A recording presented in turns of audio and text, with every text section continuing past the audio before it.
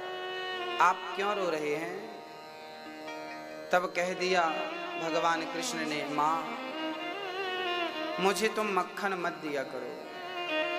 क्यों?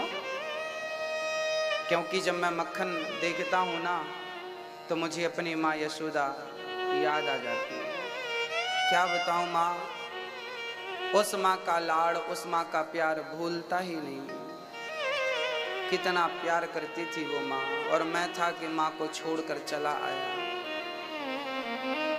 कैसे बताऊं कि मेरे वियोग में उस यशोदा माँ की क्या हालत है।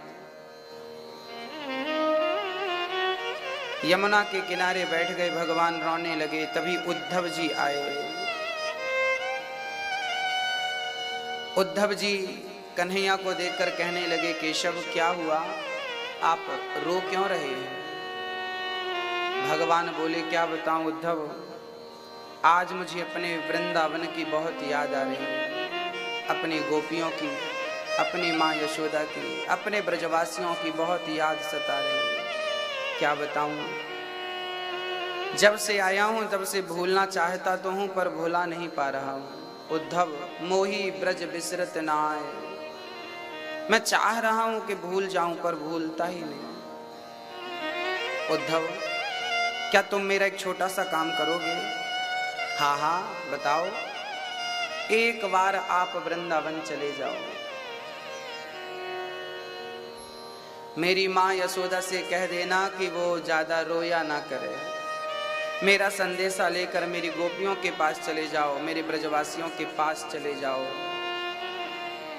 उद्धव जी बोले, अभी जाता हूं। कहा घनश्याम ने उद्धव से, वृंदावन जरा जाना, वहां की गोपियों को ज्ञान का कुछ तत्व समझाना। विरह की वेदना में वो सदा बेचैन रहती हैं, तड़पती हैं, आह भरती हैं और रो रो कर ये कहती हैं। वो गोपियां कहती हैं कि प्रेम ही सार है, बाकी सब बेकार है। उद्धव वो गोपियां बड़ी प्रेमी हैं, एक बार तुम उन्हें ज्ञान दे दो। बृहस्पति के शिष्य थे उद्धव जी, चल पड़े गोपियों को ज्ञान देने। भगवान ने सोने के रथ पर बिठाया, अपना पीतांबर उड़ा दिया। अब उद्धव जी चले। चलते चलते उद्धव जी कहा हंसकर, कहा उद्धव जी ने हंसकर, मैं अभी जाता हूं वृंदावन, जरा देखूं कि कैसा है कठिन अनुराग का बंधन है। कैसी गोपियां जो ज्ञान बल को कम बताती हैं, निरर्थक लोक लीला का यही गुणगान गाती हैं। चल पड़े उद्धव जी। जैसे ही उद्धव जी वृंदावन पहुंचे, उनका दुपट्टा कांटों में उलझ गया। उलझ कर वस्त्र में कांटे लगे उद्धव को समझाने, उलझ कर वस्त्र में कांटे लगे उद्धव को समझाने। तुम्हारा ज्ञान पर्दा फाड़ देंगे प्रेम दीवाने। ज्ञान के पर्दे को प्रेमी लोग फाड़ दिया करते हैं, क्योंकि ज्ञानी अलग है, प्रेमी अलग है। ज्ञान बंदर के बच्चे जैसा होता है। जैसे बंदरिया कभी अपने बच्चे को नहीं पकड़ती, इस पेड़ से उस पेड़ में छलांग लगाएगी ना तो बच्चे को ही पकड़ना पड़ेगा। यदि उसकी पकड़ कमजोर हो गई तो छूट सकता है। जैसे बंदरिया कभी अपने बच्चे को नहीं, अक्सर बच्चा माँ को पकड़ता है, ऐसे ही ज्ञानी सदा भगवान को पकड़ता है। और कभी ज्ञान का अहंकार आ गया तो वो छूट जाता है। जबकि प्रेमी कभी भगवान को नहीं पकड़ता। प्रेमी है बिल्ली के बच्चे जैसा, भक्त है बिल्ली के बच्चे जैसा। बिल्ली के बच्चे में क्या खास बात है? कहते हैं बिल्ली का बच्चा जब जन्म लेता है उसकी आंखें बंद होती हैं। बिल्ली अपने बच्चे को पकड़कर 7 घर घुमाती है, तब कहीं जाकर उसकी आंखें खुलती हैं। आप भी 7 दिन की कथा सुन लोगे ना, आंखें खुल जाएंगी।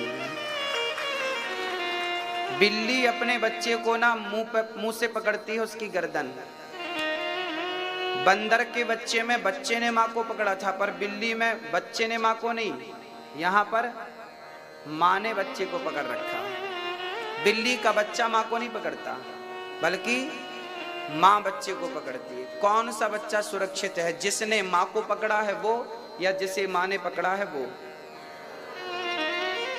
यदि बच्चे ने माँ को पकड़ा है तो बच्चा कभी भी छोड़ सकता है, पर माँ ने जिसे पकड़ लिया कभी नहीं छोड़ती। बस ज्ञानी जो है वो भगवान को पकड़ता है, जबकि भक्त भगवान को नहीं, भगवान भक्त को पकड़ते हैं।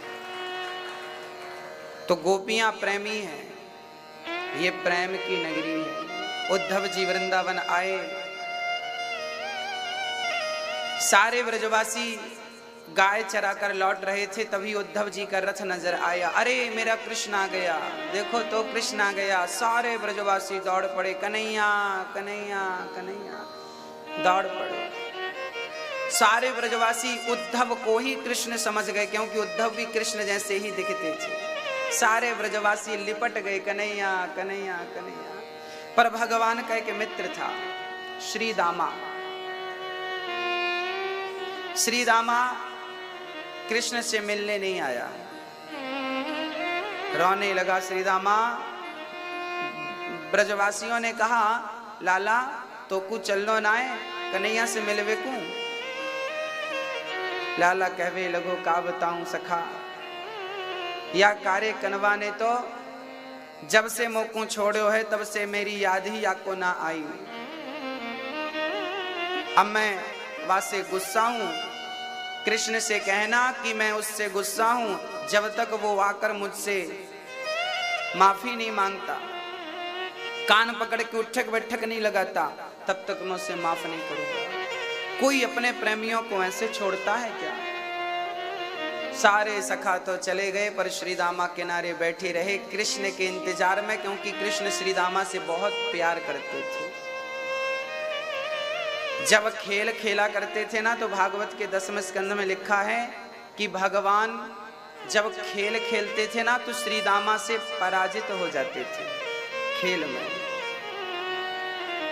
और श्रीदामा, उस खेल का नियम था कि जो हारेगा वो जीतने वाले को अपनी पीठ में बिठाएगा।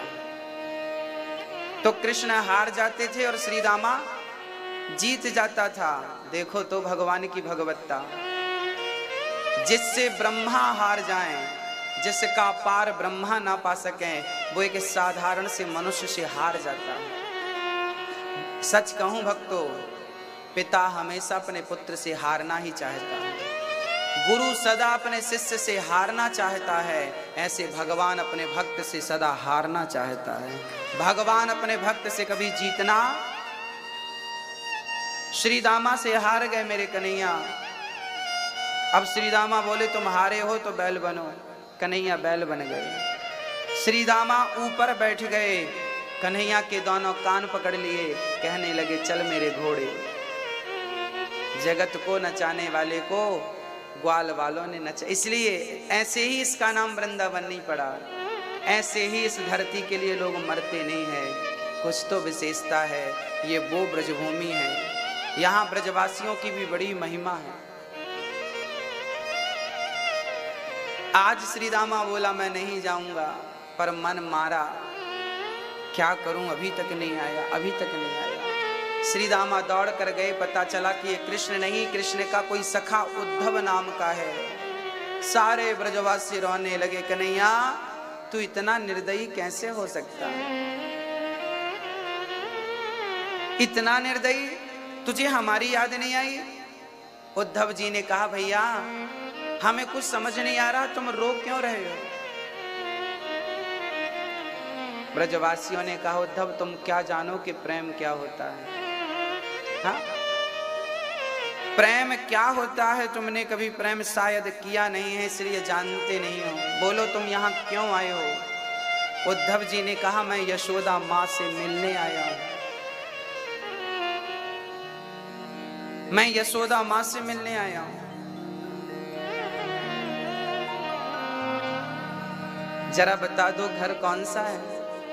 ब्रजवासियों ने कहा ये जो जल की धार आ रही है, जिस तरफ से जल की धार आ रही है बस वही घर मां यशोदा का। जल घर में से निकल रहा, ये जल नहीं है। जब से श्री कृष्ण छोड़ कर गए हैं तब से गोपियों के आंसू, मां यशोदा की आंखों के आंसू रुके ही नहीं, और इतने आंसू बहे कि एक छोटी सी नदी बन गई और वो आंसू आज तक बह रहे हैं, आज तक। इसलिए वृंदावन का पानी खारा है, क्योंकि आंसू अक्सर खारे होते हैं हमेशा। उद्धव चलते चलते घर पहुंच गए। जैसे ही दरवाजे के पास गए तो सामने एक बूढ़ी सी महिला थी। वो कुछ वस्त्र अपने हाथ पे रख के कहती थी, कन्हैया बोल आज तू कौन से वस्त्र पहनेगा? तो कभी पल्ले के पास जाकर झूला झुलाती, तो कभी खाली मटकी पे मथानी डाल करके मंथन करती, कहती लाला देख तेरे लिए मक्खन निकाल रही हूं। उद्धव को लगा ये पागल महिला कौन है, तभी आवाज लगाई, मैया यशोदा मैया। आवाज लगाई तो यशोदा को लगा मेरा कृष्ण आ गया, और जब वो पलट कर देखा माँ ने तो हूबहू कृष्ण जैसे उद्धव जी थे। दौड़ पड़ी मेरी माँ, कन्हैया कन्हैया, हृदय से लगा लिया माँ यशोदा ने गोविंद। हृदय से लगकर रोने लगी, कन्हैया कैसा है तू, तुझे मेरी याद नहीं आई? उद्धव ने कहा माँ मैं कृष्ण नहीं, मैं उद्धव हूँ। माँ ने कहा मेरा कृष्ण नहीं है क्या? ना, वो नहीं आए, उन्होंने मुझे भेजा है अपना संदेशा लेकर। यशोदा धड़ाम से गिर पड़ी, कृष्ण कृष्ण कृष्ण कहते कहते गिर। एक पल के लिए भी माँ को होश नहीं रहा, बस श्री कृष्ण कृष्ण। जब माँ गिरी तो नंद बाबा दौड़ पड़े। नंद बाबा ने उठाया, पानी का सिंचन किया, यशोदा को होश आया। तुम कौन हो बेटा? मैं कृष्ण का सखा हूं। क्या नाम है? उद्धव। क्यों आए हो यहां? कृष्ण ने संदेशा पहुंचाया। यशोदा रोने लगी, वाह कन्हैया, इतने दिन बाद तुझे अपनी माँ की याद आई, उसमें भी तुझे फुर्सत नहीं मिली आने की, अपने सखा को पहुंचा दिया। लाला कौन सा अपराध किया था हमने जो तू मुझे इतनी बड़ी सजा दे रहा है? छोड़ कर चला गया। तू जानता नहीं तेरी मां मर जाएगी अब। उद्धव एक बार अपने कृष्ण से कह देना कि वो एक बार वृंदावन आ जाए, मेरे लिए ना सही अपनी गंगी नाम की गाय के लिए आ जाए। जिस गाय का मैं श्यामा गाय का दूध दोहकर कृष्ण को पिलाती थी, आज वो गाय की हालत क्या है?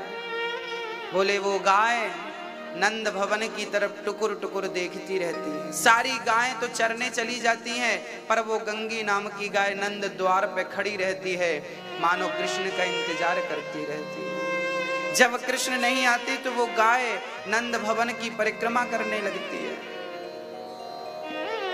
उद्धव एक बार तुम कृष्ण से कह देना कि हम इंसान हैं, हम समझ सकते हैं, पर वो गाय नहीं समझती। कम से कम उस गाय के लिए तो तुम आ जाओ। एक बार उसके सिर पे हाथ रख दो, उसको प्यार कर लो। एक बार जब से गया है ना कृष्ण उद्धव, तब से इस गाय ने अभी तक चारा नहीं खाया, कुछ खाया नहीं, बस नंद भवन की तरफ टुकुर टुकुर देखती रहती है। जाकर थोड़ा सा पानी पीकर आ जाती है, फिर यहीं खड़ी। जब से कृष्ण गए हैं, देख रहा है ना उद्धव, ये देख गाय खड़ी है। ये गाय तब से यहीं खड़ी है जब से कृष्ण गए हैं। कह देना अपने कृष्ण से, इतना निर्दयी मत बन। एक बार कम से कम अपनी इस गाय के लिए तो आ जा। यही हालत राम के वनवास जाने पर कौशल्या मां की थी। जासु वियोग विकल पशु ऐसे, प्रजा मातु पितु जी हैं कैसे।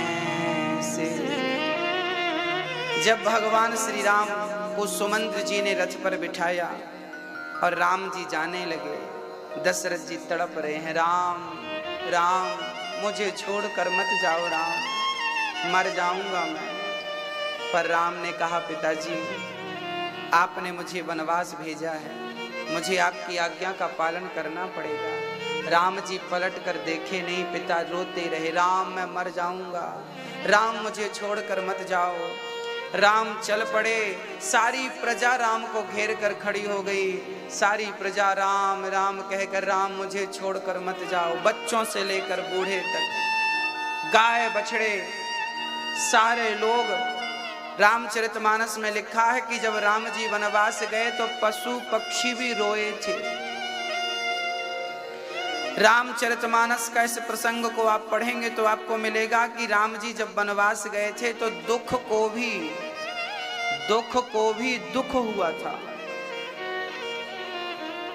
जिसका नाम दुख है, उस दुख को भी दुख हुआ था राम के वनवास में। जिस घोड़े पर तुलसीदास जी इस प्रसंग को लिखने के बाद अपनी कलम रख करके बहुत रोए हैं, प्रसंग बड़ा अद्भुत है। जब सुमंत्र जी ने राम जी को रथ पर बिठाया, गंगा के किनारे पहुंचे, राम जी ने कहा, तात श्री अब आप वापस जाइए, मैं यहां से आगे की यात्रा अकेला करना चाहता हूं। सुमंत्र जी ने बरवस राम सुमंत्र पठाए। राम जी ने सुमंत्र को कहा, जाओ। सुमंत्र तो ठीक है, वापस जाने लगे, पर जिस रथ पर चढ़कर राम जी आए हैं, जब सुमंत्र जी उस रथ के घोड़ों को अयोध्या की तरफ मोड़ रहे थे तो वो घोड़े हिन हिना करके राम की तरफ भाग रहे थे। मानो वो घोड़ों की आंखों में आंसू था। गोस्वामी जी इस दर्शन को लिख रहे हैं कि घोड़ों की आंखों में आंसू थे, मानो वो घोड़े कह रहे थे कि मैं कितना अभागा हूं, बताओ राम को मैं वनवास ले आकर छोड़ दे रहा हूं। जासु वियोग, गोस्वामी जी ने चौपाई लिखी, जासु वियोग विकल पशु ऐसे, प्रजा मातु पितु जी हैं कैसे।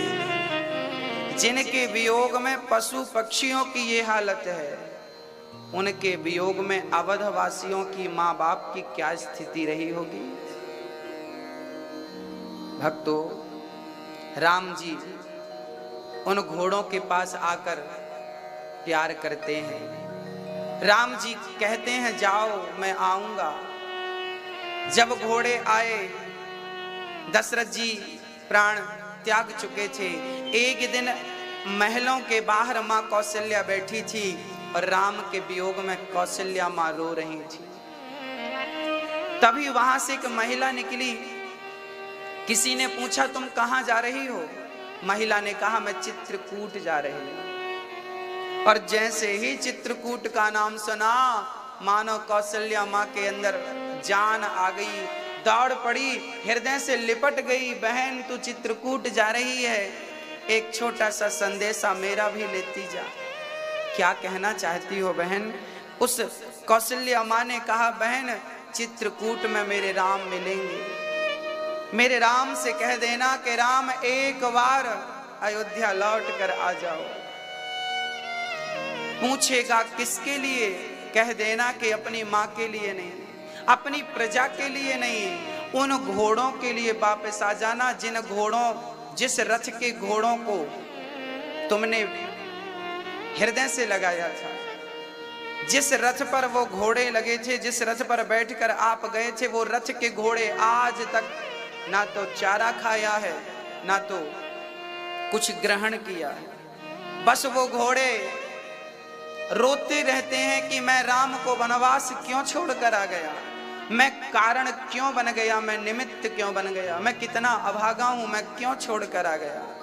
वो जानवर हैं, पर उन जानवरों के अंदर भी कृष्ण के प्रति कितना प्रेम है, राम के प्रति कितना प्रेम है। कृष्ण वियोग में गंगी गाय का वर्णन है और राम के वियोग में उन घोड़ों का वर्णन।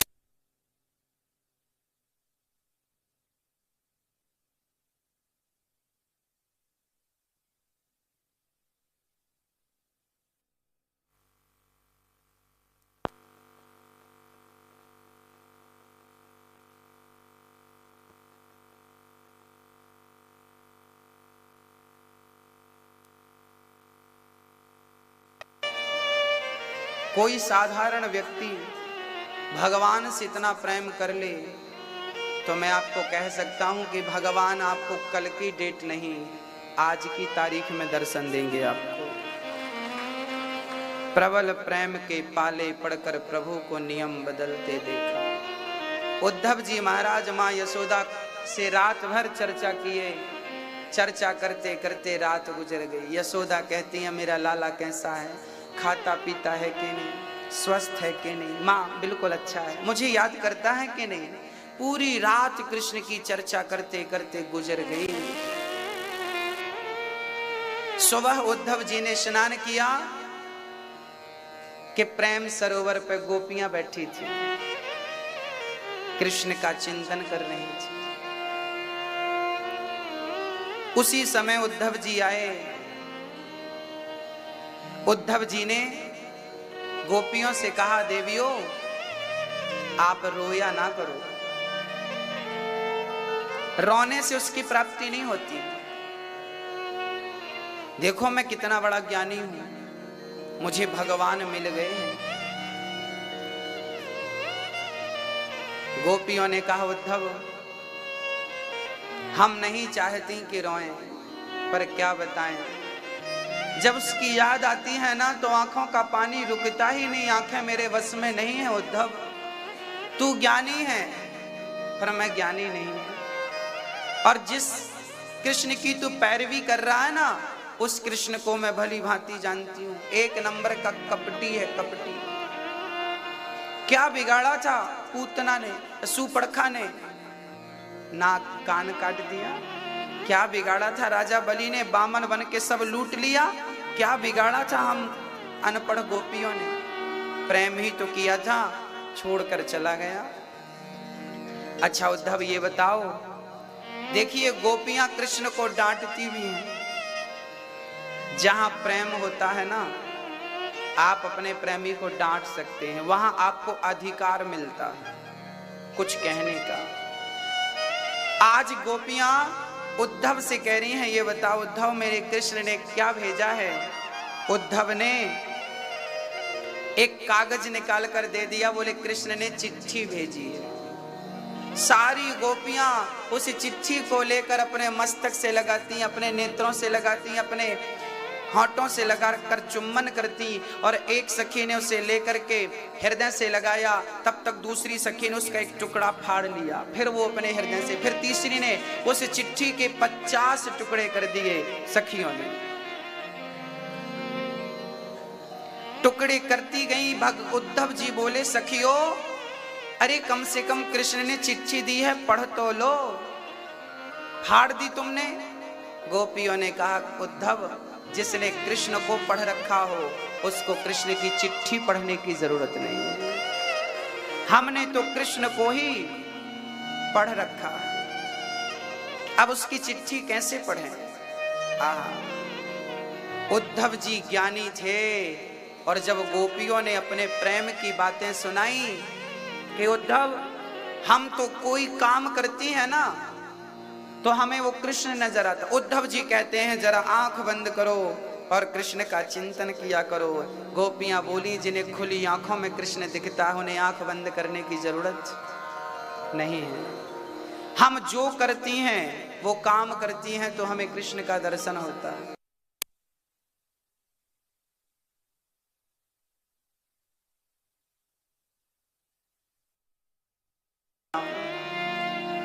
यहां एक बात मैं आपसे कहना चाहूंगा कि भगवान वस्तु का बिल्कुल भूखा नहीं है। भगवान को आप फूल माला मत चढ़ाओ चलेगा, भगवान को रुपया पैसा मत चढ़ाओ चलेगा, भगवान सोना चांदी हीरा मोती वस्तु विशेष के नहीं, केवल सच्चे प्रेम के भूखे हैं। केवल राम ही केवल प्रेम प्यारा, जान ले ये जो जान निहारा। हाँ, केवल प्रेम चाहिए। इस कथा में हमारे भैया श्री दिनेश पालीवाल जी आए, भैया कल्याण जी आए। हमारे भैया कल्याण जी जहां भोजन करते हैं, आप लोग भक्ति निकेतन के संग आप ही अधिष्ठात्र हैं, आप ही संभालते हैं पूरा आश्रम। एक बार जोरदार तालियां आपके लिए। आप बहुत मदद करते हैं। जब भी हम बोलते हैं हमें 25 कमरे चाहिए, 50 जो भी चाहिए, सारा हमारी अनुपस्थिति में आप ही व्यवस्थाएं कर देते हैं। पूरा भक्ति निकेतन आश्रम आपने दे रखा है सेवा के लिए। आपके रहने की खाने की संपूर्ण व्यवस्था वहाँ है, आप ये सारी सेवा करते हैं। हमारे दिनेश भैया जी एक बार जोरदार तालियां बजाएं आपके लिए। आपका काम काज है पर वो सारा काम छोड़ करके सेवा में लगते हैं। सेवा चलती है इनकी, ये कोई पैसे नहीं लेते, ये भी आपकी तरह प्रेमी है। ये केवल प्रेम के कारण, भाव के कारण अपना काम धाम छोड़कर जहां जहां तीर्थों में कथा होती है तो निष्काम भाव से ये केवल आप लोगों की सेवा करते हैं। और देखिए इनका त्याग कि 84 कोस की परिक्रमा में आप लोग तो गए हैं, चाहते तो ये भी जा सकते थे, पर ये बोले कि मैं 84 कोस में चला जाऊंगा तो यहाँ की व्यवस्थाएं भोजन इत्यादि की सब बिगड़ जाएंगी। तो ये एक ही दिन जा पाए हैं, आपकी और हमारी व्यवस्थाओं में लगे रहे। एक बार जोरदार तालियां हमारे भैया दिनेश जी के लिए, उनकी पूरी टीम के लिए तालियां। सोनी जी आदि सारे भक्तों के लिए जोरदार, पूरी टीम के लिए बजाएं। बोलिए भक्त वत्सल भगवान की जय हो। भक्तों, प्रेम, भगवान को क्या चाहिए? प्रेम। आप लोग प्रेम करते हैं कि नहीं भगवान को? कितना? जितना अपने बेटे को करते हो, जितना अपनी पत्नी को और पति को करते हो, जितना अपने पैसे से, पद से, प्रतिष्ठा से करते हो, क्या इतना प्रेम भगवान से है? सच्ची बताना, दिल पे हाथ रखकर बताना, जितना प्रेम अपने पुत्र से है, पत्नी से है, पति से है, पैसे से है, अपने शरीर से है, क्या इतना प्रेम गोविंद से है? नहीं। मेरी मां, दही को यदि मैं मंथन करूं तो 4 मथानी मथने से मक्खन नहीं निकलता, रगड़ करके मंथन करना पड़ता है ना।